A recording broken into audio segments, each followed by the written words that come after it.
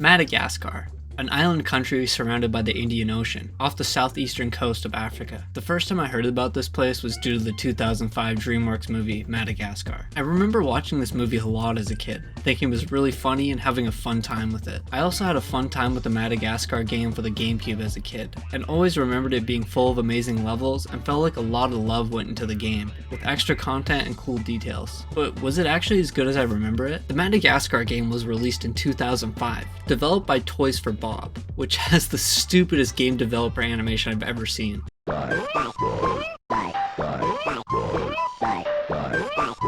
It was released for GameCube, Xbox, and PS2. There was a port of this game to the PC developed by Beanox, and then a Game Boy Advance and DS side-scrolling game developed by Vicarious Visions. The version I played as a kid, and what I played going back for this video, was for the GameCube. If you're a real OG of this channel, you'll know that my GameCube was stolen, along with all my games. And I've gone back throughout the years to try to restore my GameCube collection, and one of the first games I rebought was Madagascar for the GameCube. The Madagascar game starts off with a cutscene that is the same opening to the movie. It has one of our main characters, Marty the zebra, galloping through a jungle, with another main character of ours, Alex the lion, behind him, and jumps up in front of him and jump scares the shit out of him. This ends up being a daydream of Marty's, and in the movie the daydream transitions to Alex the lion greeting Marty for his birthday, and Marty telling Alex he's bored with his life in the zoo. We are then introduced to all the other main characters and side characters around the zoo. The movie is voice acted by a lot of big Hollywood names, with none of them voicing their in-game characters, and the voice acting in the game is quite lacking, with some strange voices and awkward dialogue. And instead of Alex waking Marty up from his daydream,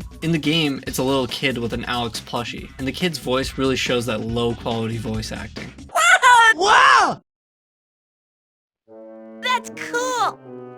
Oh jeez.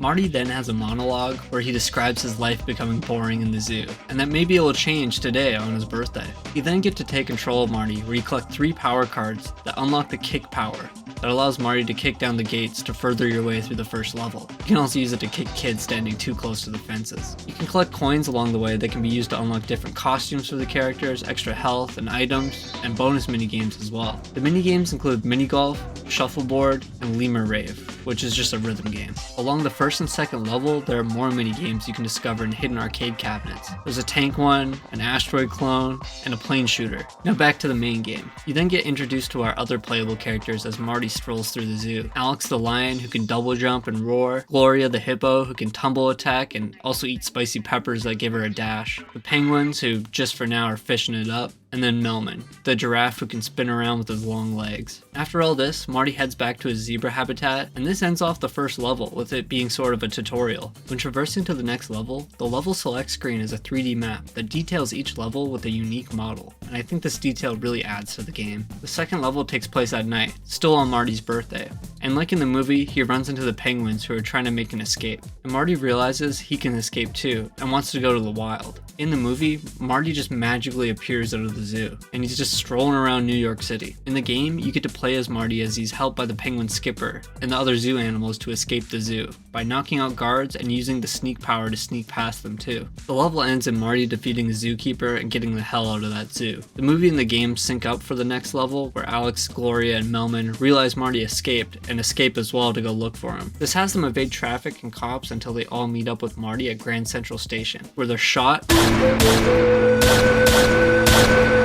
and captured by the police, ending off this level. For this next level, again, the game and movie are very similar. The escaped animals are packed up and are supposed to be sent off to a nature reserve, but the penguins fuck shit up on the boat, just killing off crew members and hijacking the boat. You slide through the level, knocking out the crew members and navigating your penguin unit. When I played this level a few years back with my brother, we got to one of the parts where you take control of the crane to capture the crew, and when we picked up one of the bigger guys, Skipper said something like, "This guy must have an extra chromosome," or something along those lines. It pretty much was saying that this guy had a mental disability, and this line caught us both off guard. Didn't think they would do that in a kid's game, but this didn't happen on my playthrough this time, so I didn't catch it on tape. Due to the penguins hijacking, the crates holding our 4 lovable main characters are thrown into the ocean, ending the level. The crates drift through the ocean and eventually end up on the shores of, you guessed it, Uzbekistan.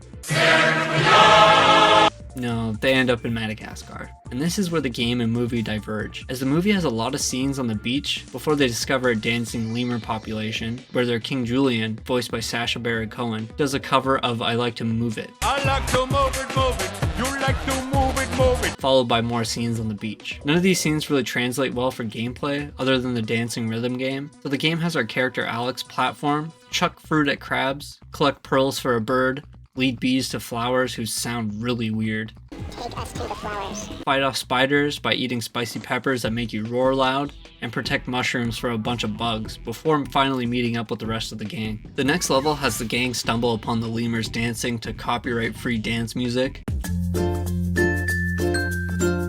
Since there is no way this game was licensing, I like to move it. The lemurs all get scared of the new faces on the island, and they send their cutest mouse lemur, Mort, to break the ice. But the real enemy of the lemurs show up, the Fusa, which is a cat-like carnivore that is only found on Madagascar. And I didn't even know that until making this video. I thought they were just some generic cat lion kind of things. The Fusa displace everyone, and it's up to Marty to save the lemurs stuck in the wind, and Alex to fight off Fusa while protecting a marching group of lemurs. The sudden attack of the Fusa has the lemurs' food supply dwindling, so in the next level it's up to the whole gang to collect a food banquet of various fruits. In this level there are certain challenges to get one of 10 pieces of the banquet, which are character specific challenges. To switch characters, you go up to totem poles that are scattered around the level. When switching to Gloria and heading over to this beach, you're introduced to a character only in the game and not in the movie. His name is Wilbur the Warthog, and he is horny as hell.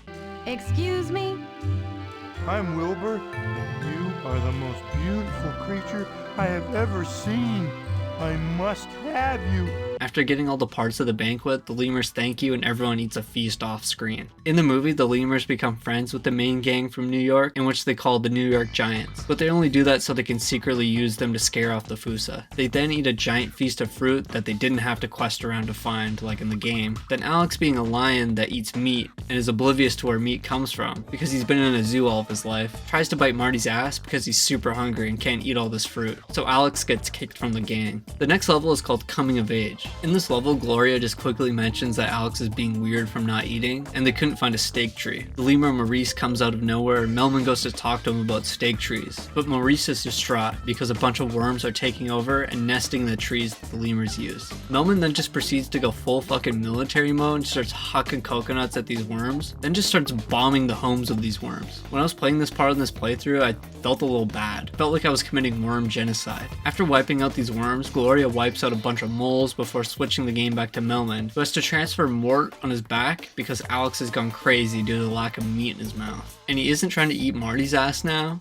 he's trying to eat Mort's ass. How could you do that to innocent little Mort? After escaping ass-eating Alex, the gang gets together to try and get off this island by building a makeshift Statue of Liberty to signal a ship to escape. This level works the exact same way as the food banquet level, where you collect 10 pieces by completing character-specific challenges, but without Alex this time. In the movie, they built the Statue of Liberty, but this happened earlier when I was saying that there was a lot of scenes on the beach. This level ends with them building the statue, but the little horny warthog Wilbur helped build it as well, and he expects a kiss from Gloria, and she does it in this super weird scene. Melman, you do it.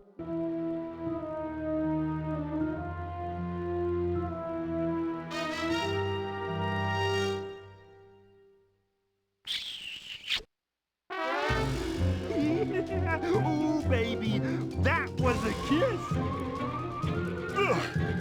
Marty feels bad and doesn't want to leave Alex behind and decides to go back and save him, but they haven't even found a way off the island yet. In the movie, the penguins already showed up with the boat they hijacked, and Marty runs to bring back Alex from the home of the Fusa. But in the game, Marty just has a random sense of urgency and must quickly get back to Alex. This involves Marty sprinting through the jungle, taking control of Mort in this weird fruit collecting game, and then Marty sliding down a water slide. The last level has you control Alex in the land of the Fusa, who really don't like Alex, and Alex must fight their roided up leader. You gain the new power of claws that the penguins randomly show up to drop off. You can now swipe at the Fusa, then fight their leader by hucking fruit at him while platforming, and then just clawing the shit out of him. After kicking the Fusa's ass, Marty shows up and takes Alex back to the gang, who are all waiting on the beach to leave Madagascar, on the boat with the penguins, and the game is over.